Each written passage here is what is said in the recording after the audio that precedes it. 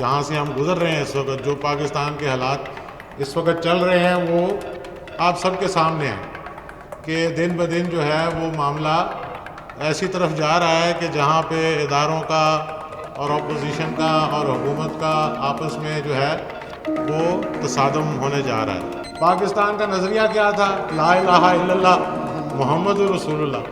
اب اس کو اس پہ چلنے والے جو ہیں وہ بکھرے ہوئے ہیں۔ دو راستے، حق سچ، اور وہ دوسرے والے نہیں ہیں کہ جی ایک طرف سے حق سچ والی قوتیں ہیں اور ایک طرف اس کے مخالف قوتیں ہیں۔ تو اس وقت ہمیں چاہیے کہ ہم فوری طور پہ صورتحال کو سمجھیں۔ آپ کی جو اس وقت فوج ہے، جو دفاعی قوتیں ہیں وہ خطرے میں ہیں، دایاں بازو اسلامی قوتیں وہ خطرے میں ہیں۔ ٹی وی پہ جو کچھ چل رہا ہے، جو باتیں ہو رہی ہیں۔ جنرل سیکرٹری پنجاب پاکستان مسلم لیگ ضیاء الحق شہید، فرزند شہید اسلام جناب ڈاکٹر انوار الحق صاحب کا تالیوں سے استقبال کیجیے۔ مرد مومن، مرد حق، ضیاء الحق، ضیاء الحق، ڈاکٹر انوار الحق زندہ باد۔ بسم اللہ الرحمن الرحیم، الحمدللہ رب العالمین، الصلاۃ والسلام علی خاتم النبیین۔ محترم مہمانان گرامی، جناب مولانا طاہر اشرفی صاحب، سردار عتیق صاحب، مولانا ضیاء اللہ شاہ صاحب، مولانا اجمل قادری صاحب، جناب مولانا چراغ الدین صاحب، عبداللہ گل چلے گئے، اور جناب قمر قطب الدین صاحب، اور باقی دیگر مہمان اور جو ہمارے بھائی دوست سب یہاں آئے ہوئے ہیں۔ یہ میری ذمہ داری ہوتی ہے ہر سال 17 اگست کے پروگرام میں بھی اور ویسے بھی کہ آپ کا شکریہ ادا کروں۔ یہ استحکام پاکستان کانفرنس جو ہے، اس کا بہت تھوڑے دن پہلے فیصلہ ہوا۔ اس میں بڑا کردار جو ہے وہ مولانا طاہر اشرفی صاحب کا ہے، جنہوں نے جاج صاحب سے کہا کہ جی فوری طور پہ ایک پروگرام رکھیں اور اپنے دوستوں کو بلائیں تاکہ ہم جو ہے یہ ایک جہاں سے ہم گزر رہے ہیں اس وقت، جو پاکستان کے حالات اس وقت چل رہے ہیں، وہ آپ سب کے سامنے ہیں کہ دن بہ دن جو ہے وہ معاملہ ایسی طرف جا رہا ہے کہ جہاں پہ اداروں کا اور اپوزیشن کا اور حکومت کا آپس میں جو ہے وہ تصادم ہونے جا رہا ہے۔ اور اب میرا خیال ہے وقت آ گیا ہے، جیسے عبداللہ گل نے بات کی، میں نے بھی اسی پہ بات کرنی تھی کہ استحکام پاکستان جو ہے یہ بہت چھوٹا موضوع بھی ہے اور بہت بڑا موضوع بھی ہے، کیونکہ ہر چیز اس سے جڑی ہوئی ہے۔ آپ کی معیشت، آپ کی فارن پالیسی، آپ کا دفاع، یہ ساری چیزیں مل جل کے جو ہے جب تک یہ ساری ٹھیک نہیں ہوں گی تو ملک میں اور پاکستان میں جو ہے وہ استحکام نہیں آ سکتا۔ اور اس کے اب ہمارے پاس صرف دو ہی راستے ہیں۔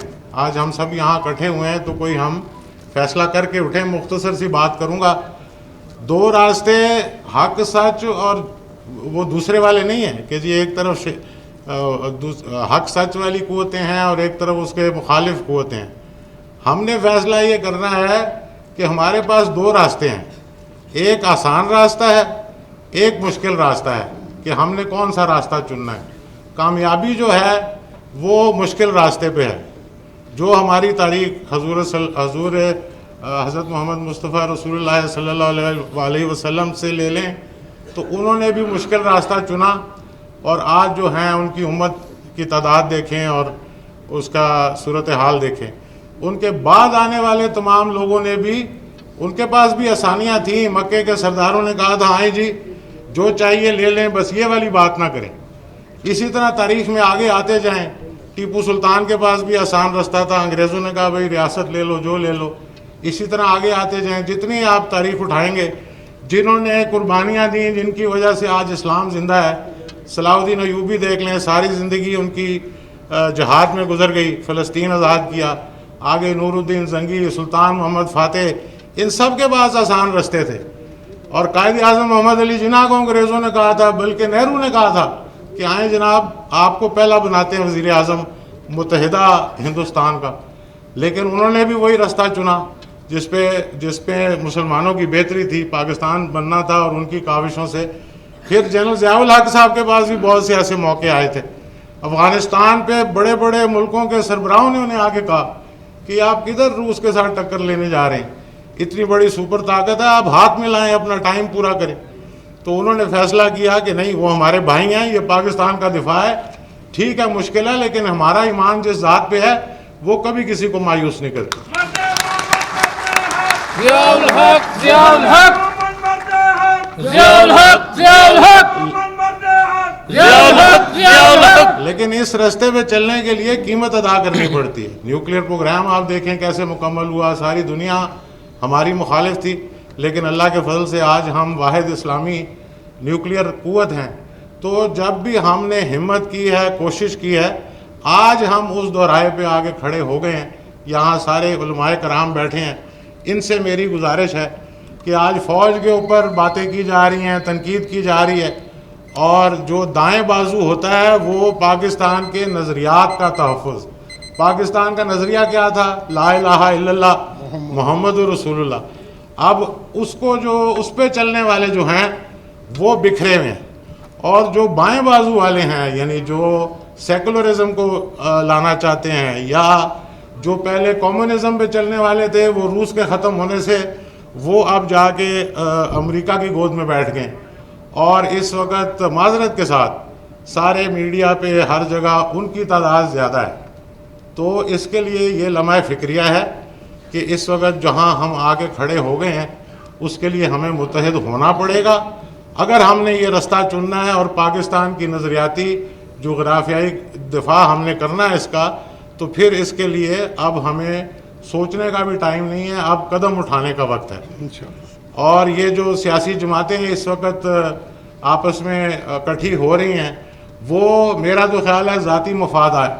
تو جو آسان راستہ میں آپ کو کہہ رہا ہوں کہ ایک مشکل راستہ ہے جس میں کامیابی ہے, جس میں اللہ کی رضا ہے. ایک آسان راستہ ہے, اس میں تھوڑی سی غیرت اتار کے سائیڈ پہ رکھنی پڑتی ہے. جس طرح یہ بات کرتے ہیں کہ جی ایک ٹروتھ اینڈ ریکنسیلیشن کمیشن بنا لیں, پچھلی ساری معاف کریں, اور وہ جو کچھ ہوا اس کو ختم کریں, کوئی احتساب نہ ہو, کچھ نہ ہو. تو میرا حال ہے کہ یہ بھی ایک طریقہ ہے آگے چلنے کا, کہ ہم ان کو بلا کے پوچھ لیں کہ جناب آپ بتا دیں کہ اور مزید آگے پاکستان کے جو ہمارا بجٹ ہے اس میں سے کتنا حصہ آپ کو اور دیں ہم, اور پچھلے کا حساب بھی نہ لیں.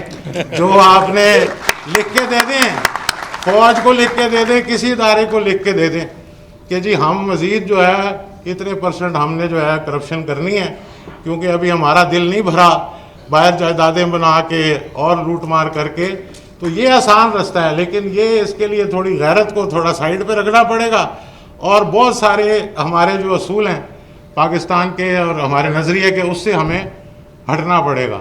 تو اس وقت ہمیں چاہیے کہ ہم فوری طور پہ صورتحال کو سمجھیں.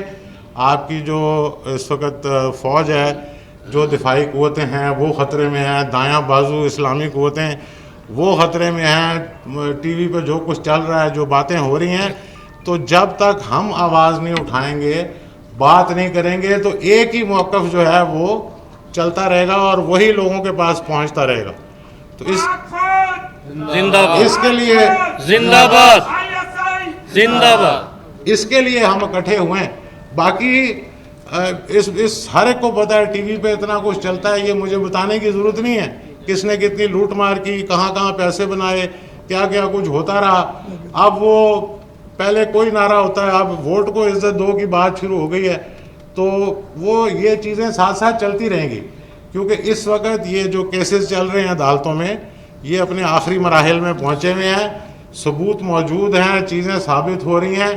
اس لیے آپ دیکھ رہے ہیں کتنی سپیڈ میں یہ پچھلے کئی سالوں سے 2 سال ہو گئے عمران خان کو آئے ہوئے, تو یہ بیان بازی تک تھے, اب انہوں نے الائنس بنا لیا ہے, یہ اکٹھے ہو گئے ہیں, کیونکہ اپنے مفادات کا تحفظ جو ہے اس کے لیے انہوں نے اب باہر نکلنا ہے اور عوام کے آگے جو ہے وہ کوئی بات چیت کرنی ہے. تو اب ہمارے لیے یہ وقت ہے کہ ہم عوام کو بھی بتائیں, منظم کریں اپنے آپ کو, متحد ہوں, اور ان قوتوں کے سامنے ہم کھڑے ہوں جو اس وقت پاکستان کے نظریے کے خلاف جو ہے وہ اکٹھے ہو رہے ہیں.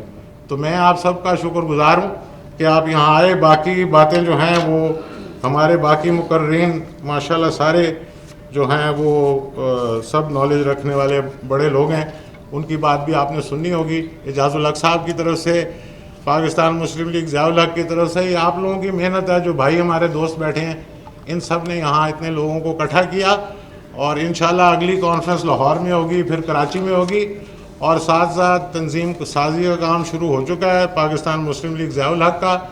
تو اب آپ کو آہستہ آہستہ اچھی خبریں پہنچیں گی، لیکن جب آپ ہمارا ساتھ جب تک نہیں دیں گے تو اس میں کامیابی نہیں ہو سکتی۔